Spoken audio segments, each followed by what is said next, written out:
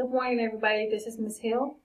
Today we're going to learn about range. We're going to learn about how to calculate our range. Now, the first thing you need is a data set when you're calculating your range.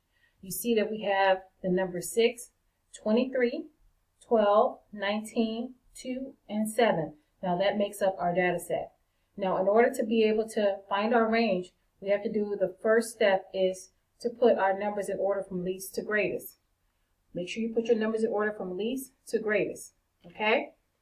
So let's go ahead and do that. So our smallest number we have right here is 2. So I'm going to put 2 right here. 2, comma. Make sure I exit out. Next number is 6.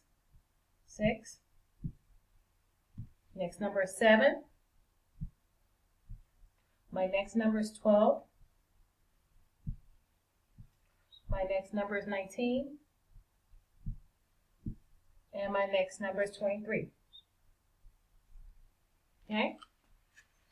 Now, after we put our numbers in order from least to greatest, I'm going to circle the first number and the last number.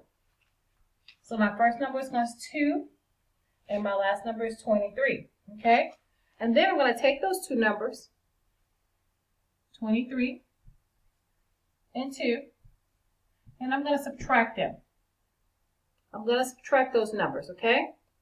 3 minus 2 is 1, and bring down my 2. Now my range is 21. That's very simple, right? It very much is. Now what I'm going to do is I'm going to give you guys the opportunity to go ahead and solve those problems. Remember, first thing you're going to do is you're going to put your numbers in order from least to greatest, okay?